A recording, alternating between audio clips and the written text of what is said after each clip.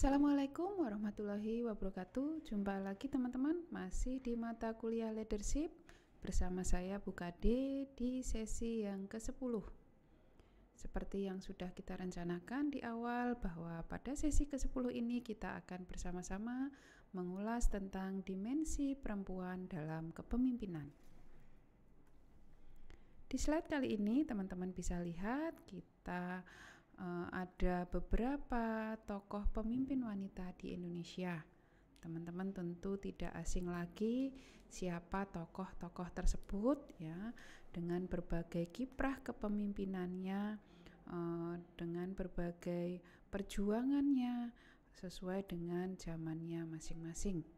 Ya, mulai dari zaman perjuangan, ya, kemudian ada tokoh emansipasi wanita. Kemudian juga ada beberapa tokoh pemimpin wanita yang pernah memimpin di Indonesia dalam lingkupnya masing-masing. Nah, teman-tean, dalam kepemimpinan wanita ya, kita akan melihat bahwa eksistensi perempuan dalam berbagai kehidupan kita bisa lihat tentu saja tidak bisa dipandang sebelah mata. Suatu riset oleh lembaga McKinsey tahun 2018 sampai 2021 menyatakan bahwa kepemimpinan perempuan mampu menciptakan organisasi yang lebih sehat, menghasilkan keputusan yang lebih komprehensif, inklusif, karena mereka melihat dari berbagai aspek. Jadi dari sini kita lihat bahwa kepemimpinan perempuan tidak bisa kita pandang sebelah mata. Tetapi kepemimpinan perempuan ini juga tidak serta-merta berada di jalan yang mulus gitu ya, karena ada berbagai isu atau fenomena yang menyertainya. Di antaranya adalah adanya kesetaraan gender. Kesetaraan gender baik di Indonesia maupun global masih dinyatakan belum berimbang. Berdasarkan riset dari World Economic Forum, Indonesia berada pada peringkat 101 dari 156 negara untuk kesetaraan gender. Jadi dari sini kita bisa lihat bahwa memang walaupun kita sudah mengenal lama emansipasi wanita, kemudian juga sudah banyak tokoh-tokoh ataupun pakar yang menyatakan bahwa sudah diakui kesetaraan gender, tetapi secara keseluruhan masih belum memadai. Riset menunjukkan keterwakilan perempuan pada level manajemen masih belum terpenuhi, bahkan masih minim, yang membuat organisasi maupun institusi menjadi kurang memiliki sudut pandang perempuan, sehingga tentu saja akan berpengaruh pada berbagai penyusunan kebijakan yang berpihak pada perempuan dan berdampak pada rendahnya indeks kesetaraan gender. Nah, sebenarnya apakah arti kesetaraan gender? Apakah serta-merta atau demikian saja laki-laki dan perempuan itu harus selalu sama dalam setiap hal? Kesetaraan gender adalah keadaan di mana akses terhadap hak ataupun peluang tidak dipengaruhi oleh gender. Ya, jadi kesetaraan gender di sini bukan serta-merta berarti bahwa perempuan maupun laki-laki memiliki atau membutuhkan sumber daya yang sama persis, ya, tetapi lebih pada di mana hak, tanggung jawab dan peluang baik perempuan maupun laki-laki tidak tergantung pada gender yang ditetapkan saat mereka lahir. Nah, di sini mungkin teman-teman bisa lihat ya seperti apa beberapa contoh dari kesetaraan gender. Yang pertama, kesetaraan gender di lingkungan rumah, di mana dengan membagi pekerjaan di rumah secara merata di antara semua jenis kelamin dalam sebuah rumah tangga. Jadi biasanya ya seringkali dalam suatu rumah tangga itu ada pembagian tugas atau pekerjaan. Ya, ada tugas-tugas tertentu yang dibebankan kepada perempuan gitu ya, misalnya memasak gitu ya. Kemudian untuk hal-hal yang lainnya seperti bersih-bersih, mencuci dan lain sebagainya. Nah, untuk laki-laki tugasnya apa?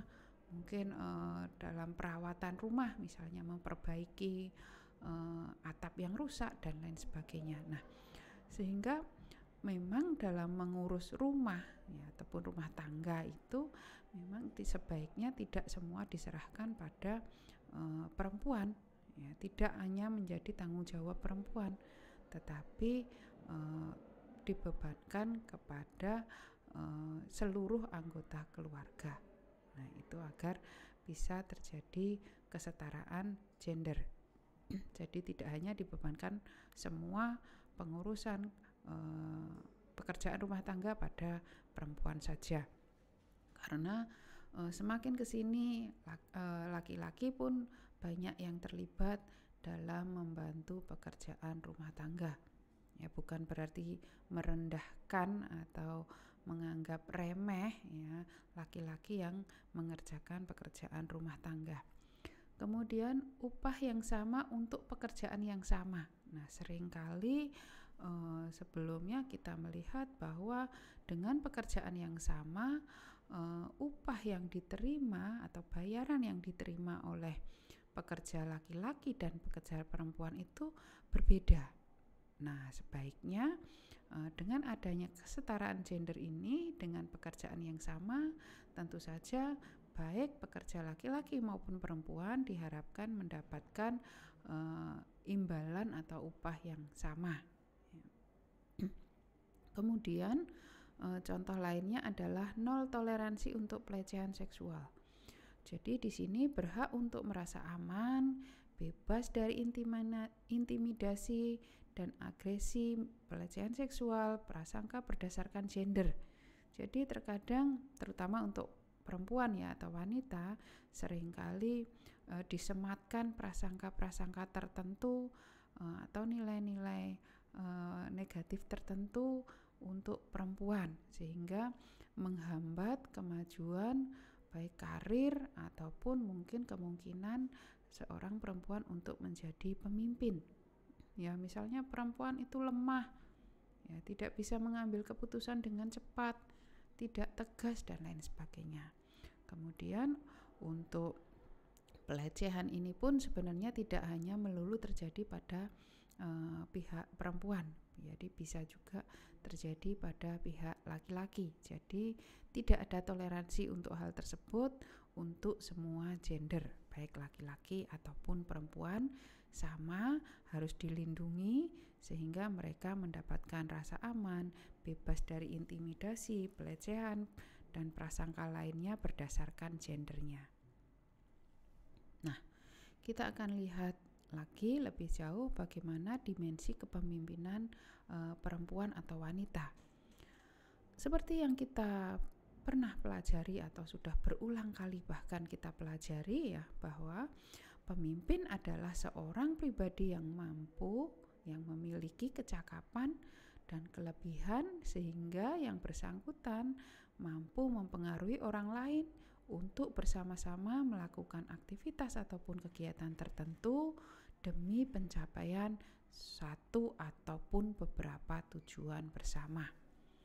Nah, pemimpin yang efektif adalah pemimpin yang bisa menerapkan gaya kepemimpinan tertentu dengan tentu saja harus memahami ya, siapa yang dipimpinnya atau bawahannya, karakteristiknya bagaimana, kemudian mengetahui ya, kekuatan dan kelemahan para bawahannya, sehingga tentu saja dengan mengetahui kekuatan dan kelemahan tersebut bisa memanfaatkan ataupun mencari cara bagaimana kekuatan itu bisa dioptimalkan dengan mengurangi atau menutupi atau mengimbangi kelemahan yang dimiliki para bawahannya. Kemudian juga bagaimana bisa mempengaruhi dan mengarahkan bawahan tersebut untuk mencapai tujuan kelompok maupun tujuan individu. Seperti yang kita ketahui bahwa baik dalam suatu kelompok, dalam institusi, perusahaan atau organisasi yang di dalamnya ada tujuan bersama yang ingin dicapai, tetapi sekaligus di dalamnya juga tercakup atau terkandung tujuan individu yang tentu saja juga ingin dicapai. Umumnya organisasi memang dipimpin oleh seorang laki-laki atau pria. Tetapi dalam perkembangan zaman, ya, wanita pun juga dituntut untuk juga mampu memimpin suatu organisasi, perusahaan ataupun kelompok.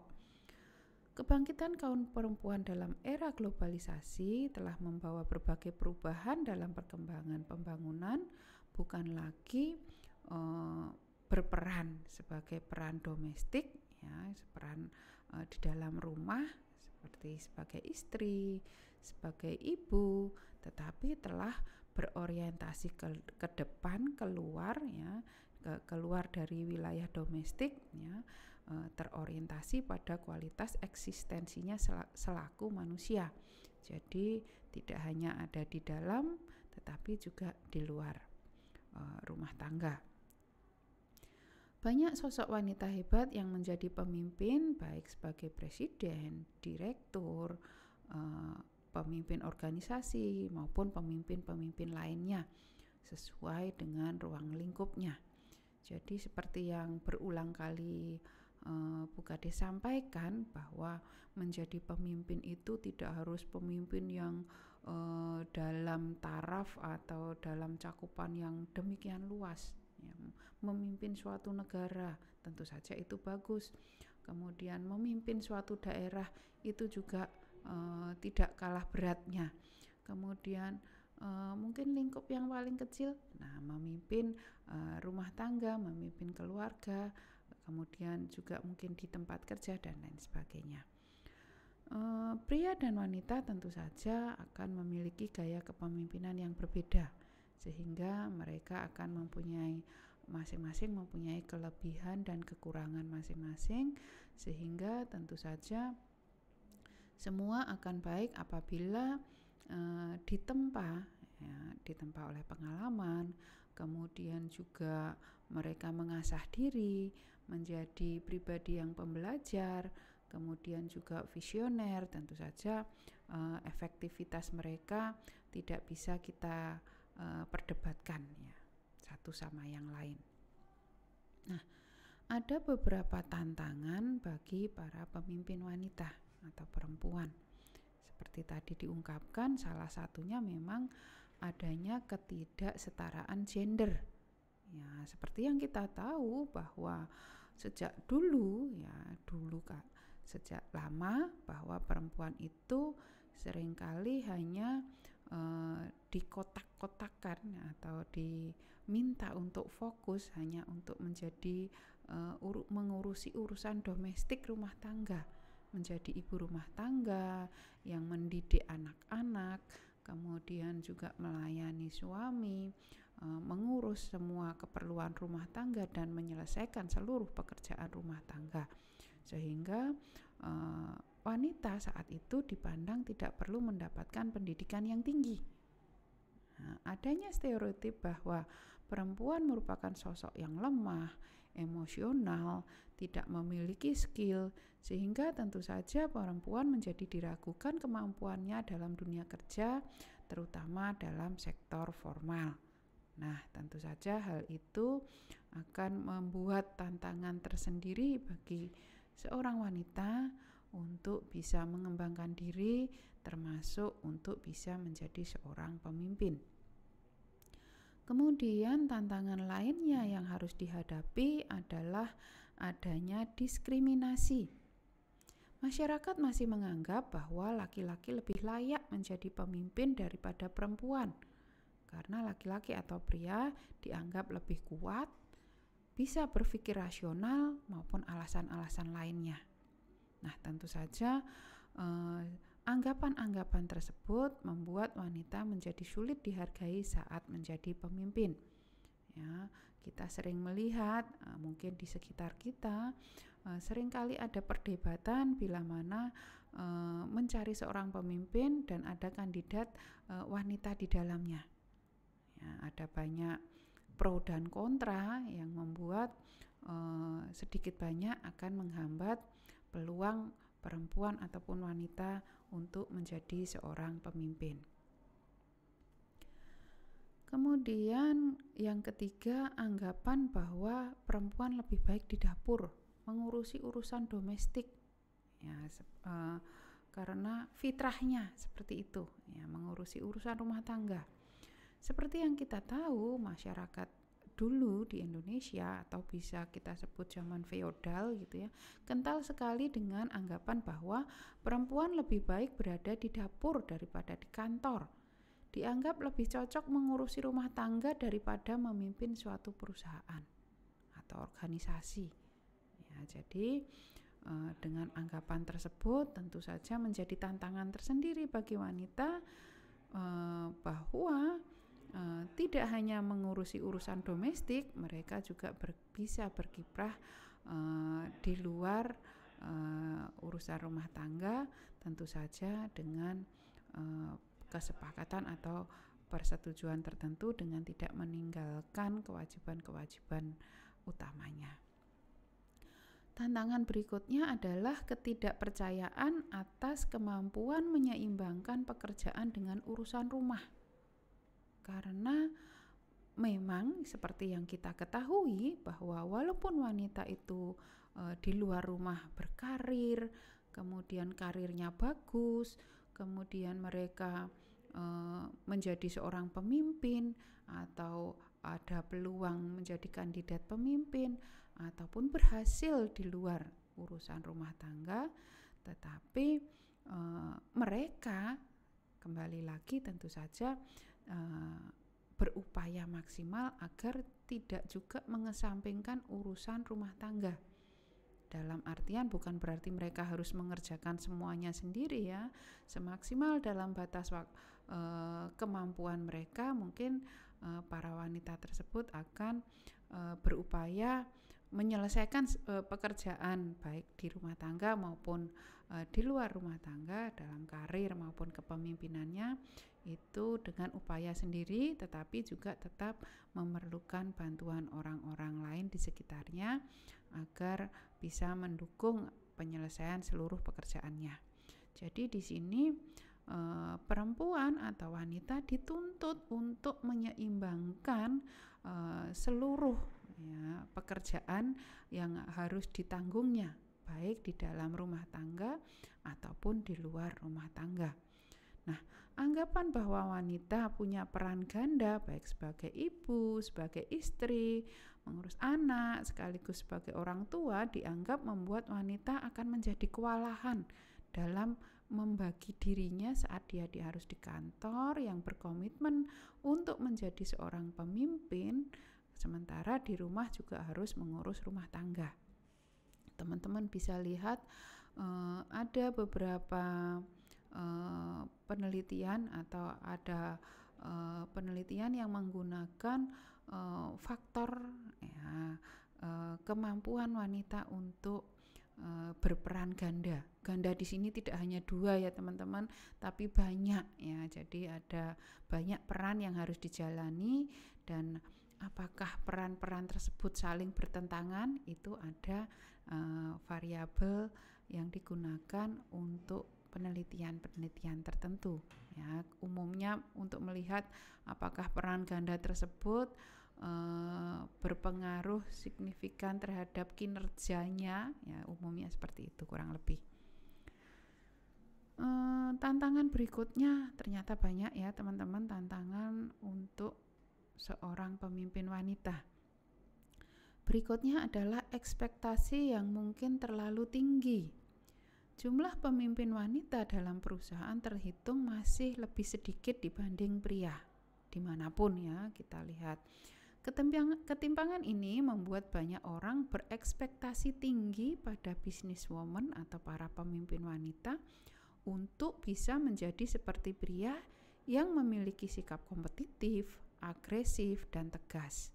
Jadi bukan berarti wanita tidak bisa bersikap kompetitif, tidak bisa agresif, dan tidak bisa tegas saat dia menjadi seorang pemimpin, tetapi tentu saja akan berbeda sikap tegas, sikap agresif maupun kompetitif yang ditunjukkan oleh pemimpin wanita bila mana dibandingkan dengan pemimpin pria. Bukan berarti di sini pemimpin wanita lebih lemah gitu, tidak, atau kemampuannya lebih rendah juga tidak, tetapi mungkin pendekatan yang dilakukan, gaya yang dimunculkan, ya, ditampakkan akan berbeda.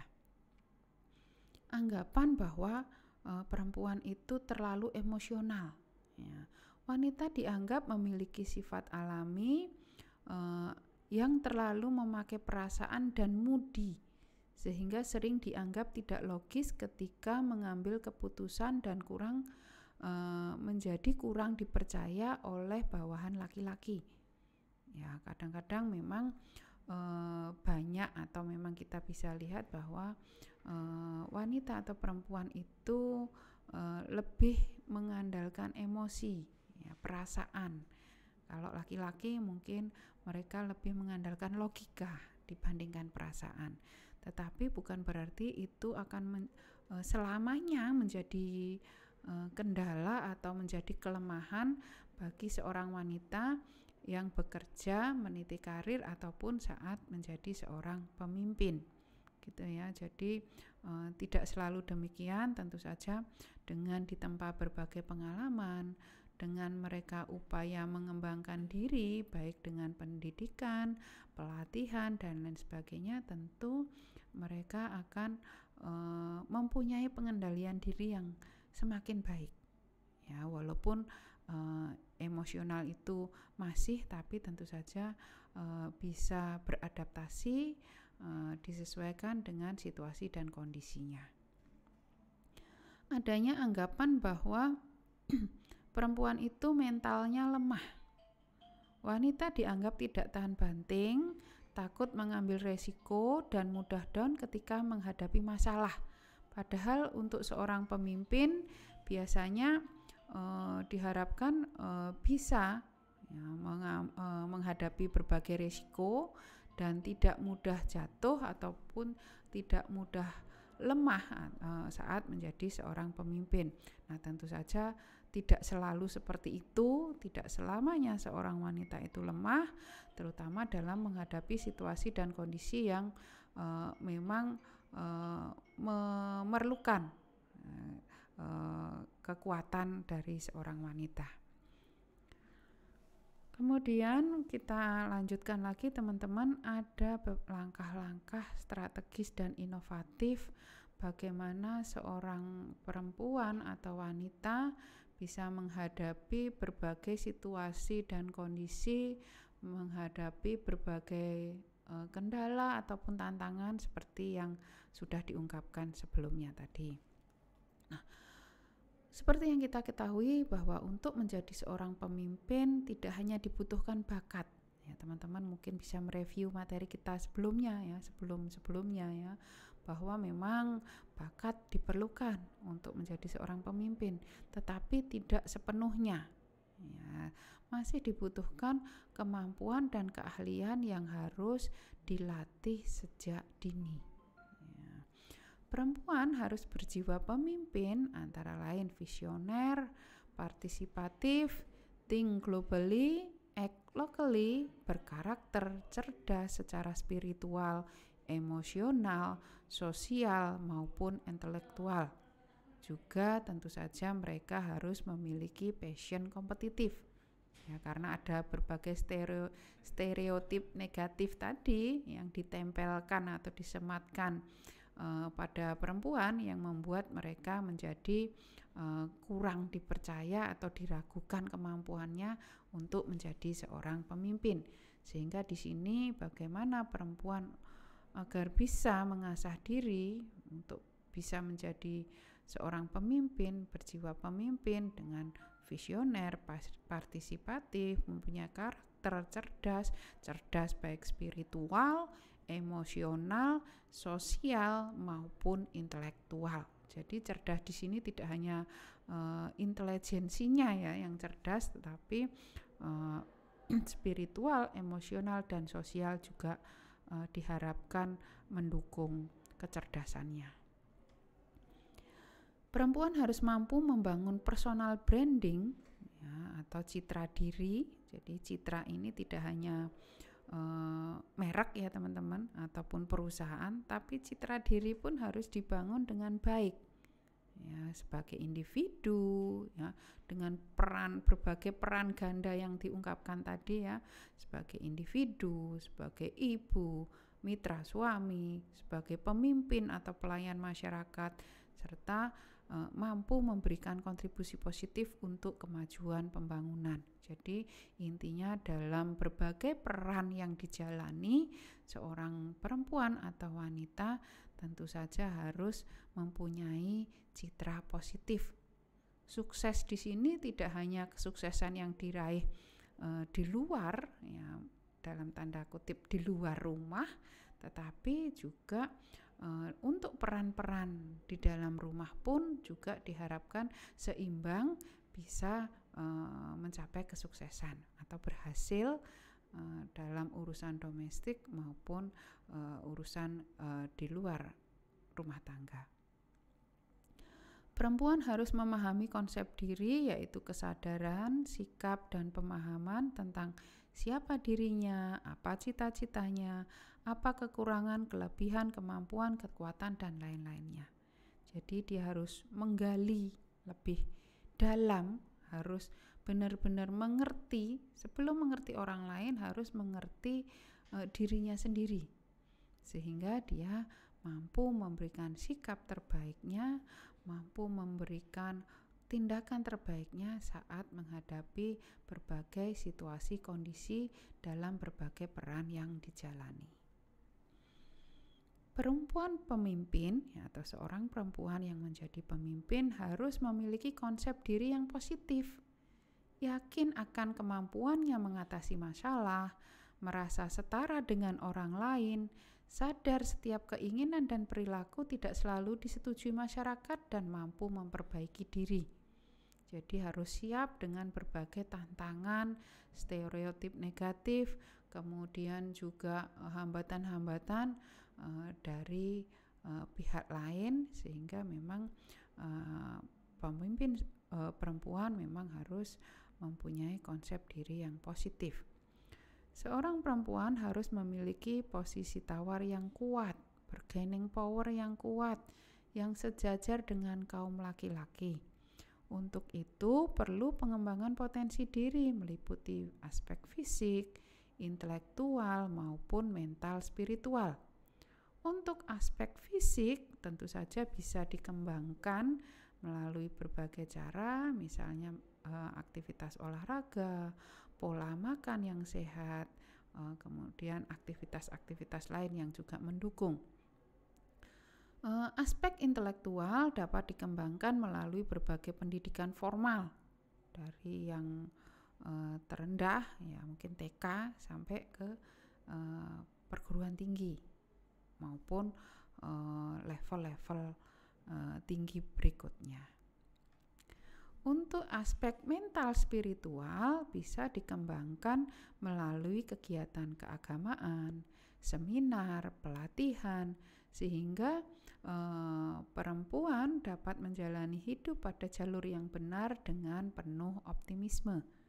Jadi di sini memperoleh pengembangan di jalur yang memang masih terarah ya.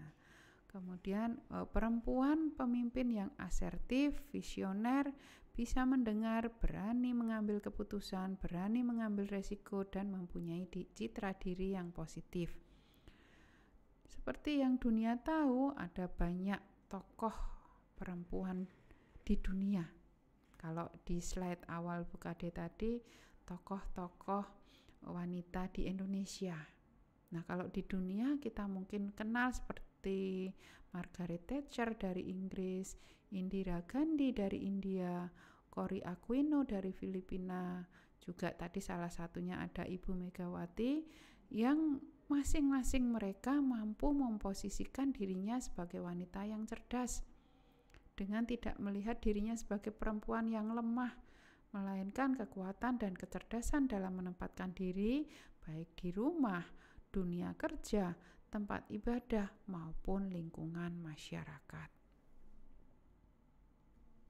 Nah, dalam berbagai hasil penelitian terkait dengan keberadaan ataupun kiprah seorang wanita atau perempuan, kita bisa lihat ada beberapa yang BKD cuplikan. Dalam berbagai hasil penelitian menunjukkan tidak adanya perbedaan yang signifikan tentang kemampuan dasar potensial dari laki-laki dan perempuan.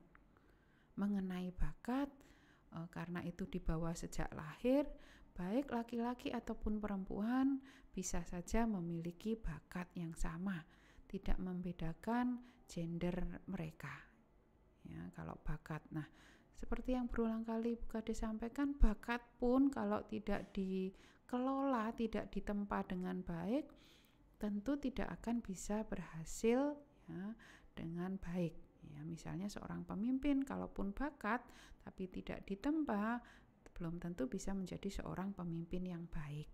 Ya, demikian juga sebaliknya, walaupun tidak mempunyai bakat, misalnya kalau memang mempunyai keinginan, ya, mempunyai cita-cita, kemudian berupaya semaksimal mungkin untuk mencapai atau meraih cita-cita tersebut, tentu saja bukan tidak mungkin akan berhasil dengan baik. Beberapa penelitian lain juga menunjukkan bahwa perempuan memiliki beberapa kelebihan khas. Antara lain, perempuan lebih mampu untuk berperan ganda, ya, karena memang kalau dalam ilmu psikologi atau kedokteran katanya ya, perempuan memang diciptakan sedikit berbeda dengan laki-laki. Ya, terutama kalau di urusan otak ya, kalau nggak salah BKD pernah dengar itu, otak laki-laki biasanya mereka akan fokus pada suatu titik. Ya, berbeda dengan perempuan, mereka bisa mengerjakan sesuatu di satu waktu yang sama secara bersamaan. Sehingga yang sering dibahas adalah peran ganda seorang wanita atau perempuan. Jarang kita lihat atau kita bahas peran ganda seorang laki-laki. Seperti itu. Ya. Kemudian perempuan lebih mampu untuk berperan ganda. Di samping mengembangkan kodratnya sebagai ibu, perempuan memiliki potensi dasar untuk lebih tahan uji, rela berkorban, tahan menderita, ulet dan sabar dibandingkan laki-laki. Kemudian hasil yang lain juga menunjukkan bahwa perempuan pada umumnya lebih tekun, ekonomis dan hemat, sehingga mereka dapat dipercaya untuk menduduki posisi penting tertentu yang terkait dengan kemampuannya tersebut. Ya. Nah, dari berbagai uraian tadi BKD bisa simpulkan ya dari sekian banyak yang sudah disampaikan bahwa seorang perempuan pemimpin memang harus memiliki sifat asertif, percaya diri, mempunyai keyakinan yang kuat akan tindakannya, mampu menyatakan perasaan dan pendapat tanpa menyakiti perasaan diri sendiri, perasaan orang lain, dan tentu saja tanpa mengganggu hak-hak orang lain. Ya, karena seperti tadi diuraikan bahwa tidak hanya cerdas secara spiritual, tidak hanya cerdas secara intelektual, tapi juga emosional, sosial, dan spiritual.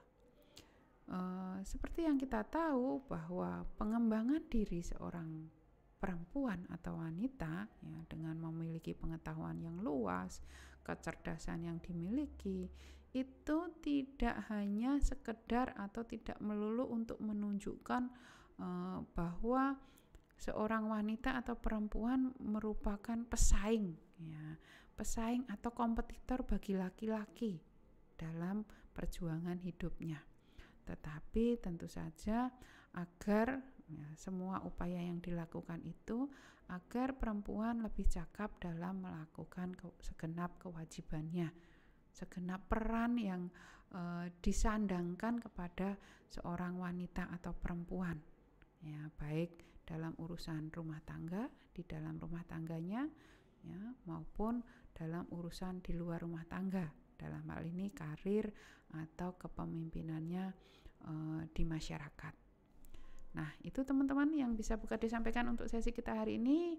Mungkin semoga bisa menambah wawasan, ya, menambah motivasi bagi teman-teman wanita atau perempuan yang memang berkarir, ya, mempunyai kemampuan, mempunyai cita-cita, keinginan untuk berkarir ataupun menjadi seorang pemimpin di lingkup manapun teman-teman berada.